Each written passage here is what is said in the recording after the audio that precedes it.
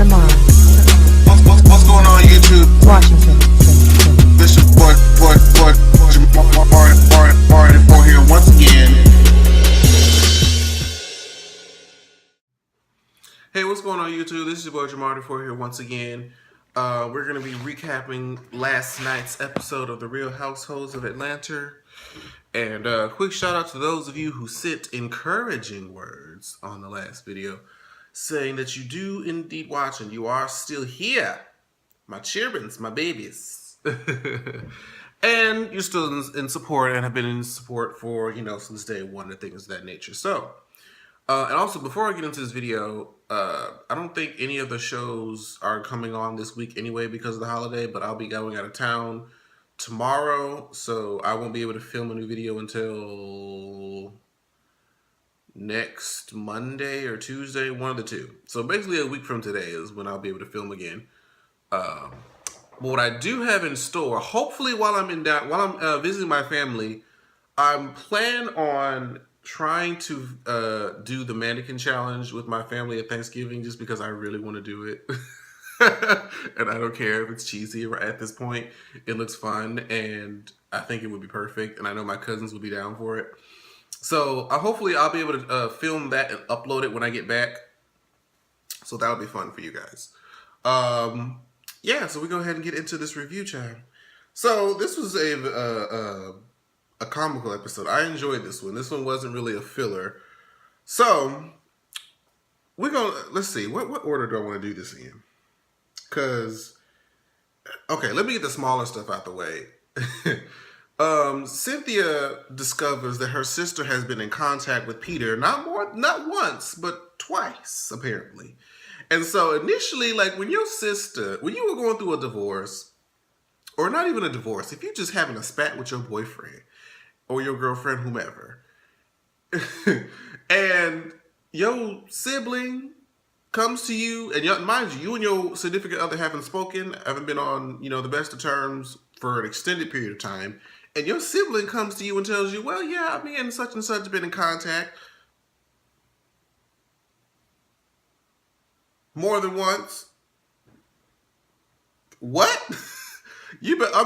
Okay, she said it probably the best way it could be said. I'm not saying that y'all can't have any type of contact or relationship, but I know one thing: you better tell me every bit in detail about everything that y'all talked about within that conversation. I need to see every text message. You need to record every phone call. Anything that goes on, I need to know about it. But she basically was saying that he was saying how much he missed his wife and this, that, and the fourth, and he doesn't want their relationship to change, which I don't think it will. It seems like Cynthia and Peter's relationship seems like they could be the type to split up, but still, when, it came time to it, if one needed the other for emotional support, they would be there for one another. So that was good. Bob still wants that thing back with Miss Sheree Whitfield. And the way he was doing it, Bob, you tried, but you failed, sis. You failed. He invited her over. Sheree also already said, now, Bob and I haven't really spent a lot of time together outside of the children. So the fact that he invited me over and the children aren't home makes me wonder, why am I here? Girl, why do you think you're here? Why do you think that your ex-husband that been trying to get back with you for like a year won't invite you to his house without them kids? Why you think, girl? Sheree, you ain't stupid. He want that punani, child. He want it. But he was like, I'm getting healthy, changing my lifestyle because, my dad passed away at the age that I am now, and I just, want to make things right. And this is where he started. This is where he tried to slide it in. He was like, well, and I don't even know why he mentioned this or what was his logic behind it. But he was like, your house is bigger, and can I move in? First of all, Sheree's not even moved in. Okay, so, and then second of all, that's just bad news waiting to happen. Because if y'all supposed to just be working on a friendship and co-parenting, living under the same roof is not the best idea. Nah. Just don't even go there. I'm telling you, don't even bother with that. And he was sweating too. I don't know why he was just, Glistening. I was like, something going, you okay? You hot? You having a hot flash? What's going on? You perspiring all over the place. All over the kitchen table and everything. Next, because I'm going, let's see. Yeah, I'm gonna save Kandi and Kenya for last. Porsha, child. I think this is probably the funniest scene of them all. Okay. Porsha has this idea, because Porsha still feels a type of way last season about her sister having a baby before she did, and she's the younger sister. So Porsha puts up in her mind, she invites Phaedra out to some hiking trail or whatnot. And she says, you know what? I don't feel like having a man or a husband is required for me to have the type of family that I want. And Phaedra's like, well, 1 + 1 is still 2. So how are we gonna make that happen? She says, well, I have this ex that I used to mess with, and I don't want to be like Kenya and go to the sperm bank, and I don't know who my baby daddy is. So I figured, since if I had to choose a person from my past to be my baby daddy, I would choose him. And she's like, but,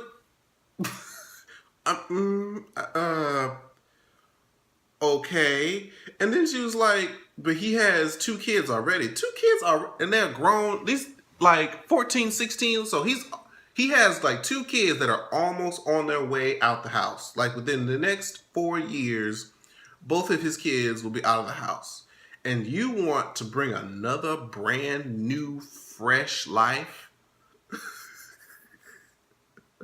into the mix? And she said something about a baby nut. Porsha, we extend the hands of prayer to Porsha. Talking about a baby nut. He's like, oh, nope, you can't do that. If you want to take the child away or something logic, she said, nope, I got a baby nut.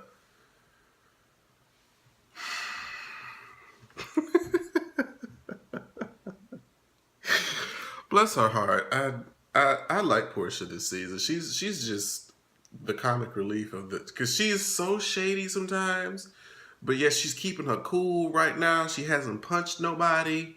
She hadn't kicked nobody. She hadn't do any uppercuts. I'm proud of Porsha right now. I'm proud. So let's get to Kenya. This is awkward too. So Kenya and Matt are doing well. They've been dating again. She said for about a couple of weeks at this point, and he's basically inviting her to their family reunion. Now,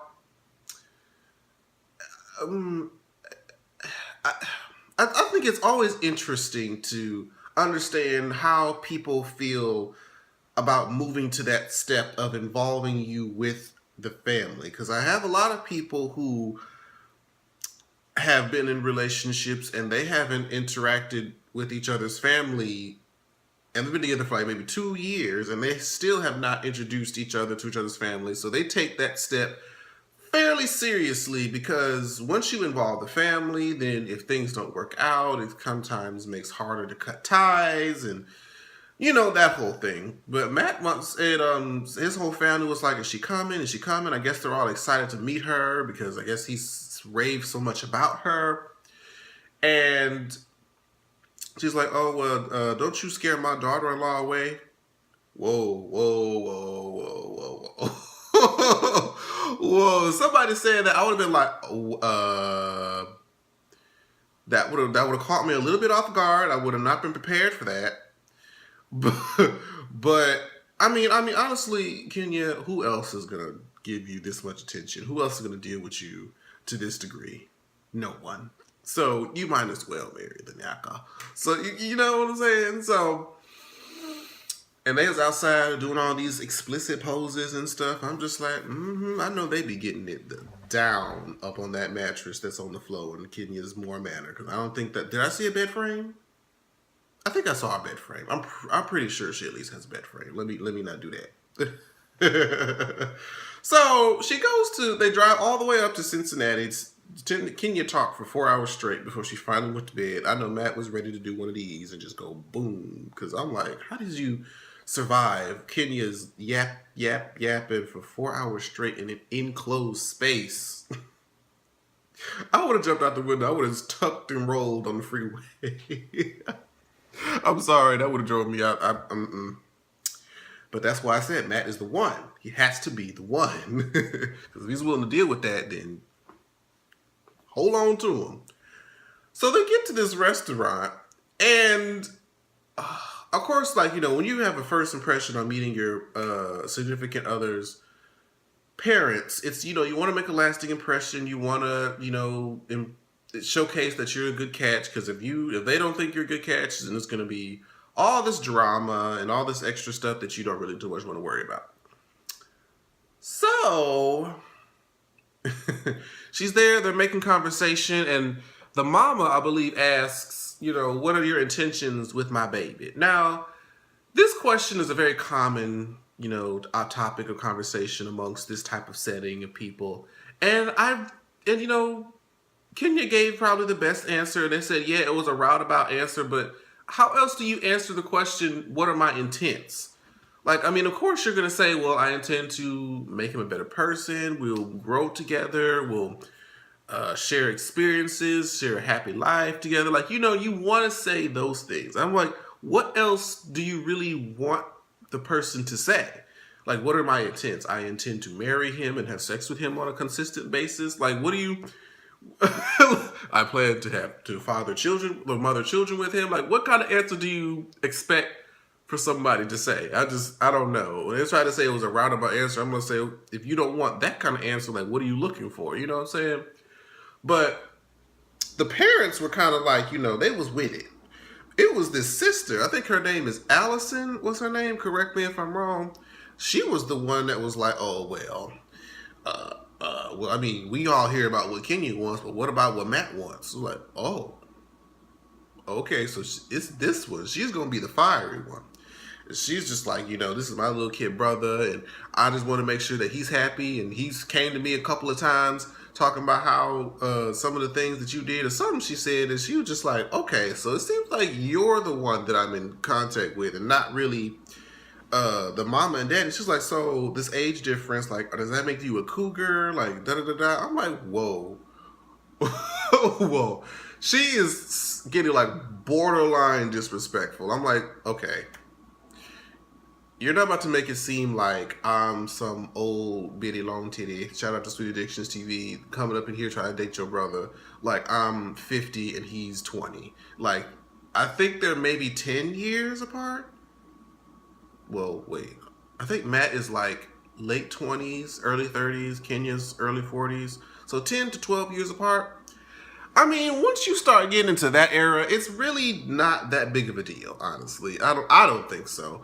And it's not like she looks bad. They really look like they could be together. So I don't necessarily see what the whole big deal is. But she finally broke through to her and just said, basically give me a chance. And they was at the reunion and said, okay, well, my heart is open. My heart is giving you a chance. And, it's typical. Especially if this is your younger sibling, you kind of want to make sure that they're happy. But my suggestion is this. Bravo. Y'all ain't right for putting that woman on TV with no makeup on and no hair dressing. Like, she had all the acne scars and all the kitchen dryness and just stiffness in her. Y'all could have given her a nice little lace. Y'all could have given her a little pat, okay, before y'all just put her on national TV. Y'all wasn't right for that. I'm just gonna let y'all know. So that was Kenya's part. Now we're gonna go ahead and just get into the meat and potatoes of this episode, dealing with Kandi and her baby daddy. So they're all at the candy factory, which I'm assuming is their office, where I guess their studio. Like, what's in the candy factory? I'm thinking the candy factory was at her house at one point, but then I'm like, no, is it her office? Is it her studio? Like, maybe it's all in one. I'm not sure. Excuse me. But all of a sudden, I forgot her name. It's about to slip my mind. I'm not gonna remember her name, y'all. But her baby daddy's, Riley's father's current girlfriend, who I guess they've only interacted a couple of times maybe, decided to show up unannounced to the candy factory. And it's just like, security? Bravo producers? How did this? Like, because clearly they had to have set this up for them to just let some random person walk in and just start filming with them. Like, nah, they knew. Bravo, y'all shady. So she's wondering, like, what are you doing here? And then she was like, I think the guy's name is Brock. It's like, I wanted to, try again and maybe get back in the route of his life. And Kandi was just basically like, look, the guy hadn't really tried to be in around his life since ever. He's made some couple attempts in the past, but for the past 3 years at least, there's been little to no contact. And Riley's to this point where she doesn't even ask about her dad. She doesn't want anything really from her dad at this point, from my understanding. And the girlfriend is trying to make it seem like, oh, he's in a better place now and he wants to try again and blah, blah, blah. Then they pan over to where he's at, and he's over there talking about some, I don't know what I did. See, he comes across as that type of father who wants to have a relationship with their children, but even though they messed up the foundation of that relationship, he feels like it's the child's job to reach out to their father and make them make the effort to get to know them. When that's not the case. If you're the father, you're supposed to be the one to make the effort. You're supposed to be the one to tailor to the child to, meet up or do whatever it is that you have to do, and not the child to always call you, oh, you didn't call me on Father's Day, my birthday, or whatever. But you haven't been there in that child's life. Why would they make that effort to call you when they don't know you? Okay, they have this warped and negative perception of you. So how did you expect somebody to, that's just the way that he was coming off, at least to me. He could have been wrong, but Kandi basically laid it down like, look, I don't want to stop him from being in his life, because when she met up with Sheree, she laid it out like, look, I would have loved for her to have had a relationship with her dad, but her dad constantly made promises that he wouldn't keep. She said that there was one time when she was writing a song or something around another about I guess dealing with the father, and she said, oh, I wish my father treated me like that, or I had a relationship like that with my dad, and it broke her apart, because it's sad to see that your child is going without something that you can't provide, that you have to depend on another human being to provide for them. And it broke her apart, and it said Kandi didn't really have a best relationship with her father either. So it's really like a pattern. Like, I'm gonna need y'all to call up Iyanla. You know what I'm saying?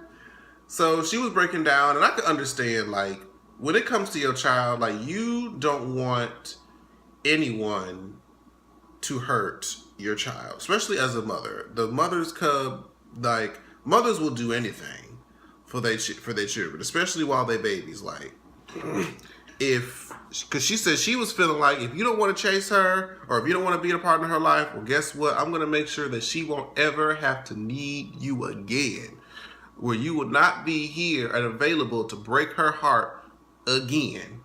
So I fully understand where she was coming from, because I was like, psh, that's what I would be like, especially if you over here making all these promises and you are like the poster definition of a deadbeat dad. Then shit, yeah, I'm gonna be doing that, trying to make my child cry and want you, and you over here breaking promises. I don't think so. I'm gonna make sure that she will never have to want for you again. I'm gonna have to play the mama and the daddy. And there's so many women that have had to do that. And for this woman to come, okay, on one hand, the girlfriend's, I believe, heart may have been in the right place, but it just wasn't her place to try to make that decision. Now, mind you, she was, I guess, operating on her own. The baby daddy, Brock, didn't send for her. And I guess she's just trying to make, she sees that he is in trouble, and I guess she wanted to take the initiative to maybe be in the relationship, but it still was just awkward all around and uncomfortable. And I just know if you did that with the right person, she probably would have gotten punched. I'm just saying. but we're gonna see next week. Apparently, Brock and Kandi get into this whole fisted argument. I guess his pride gets in the way and says that he's not gonna chase nobody. Well, I'm telling you, I was right. I analyzed him. I could see it in his behaviors. He ain't shit. But that was the Housewives this week, you guys. Make sure you guys leave your comments and thumbs up the video. Subscribe if this is the first time that you're seeing me. Hey, hello, how you doing? Follow me on my Twitter. The Twitter link should be right here in the bottom corner of the screen. And I will see you guys next week.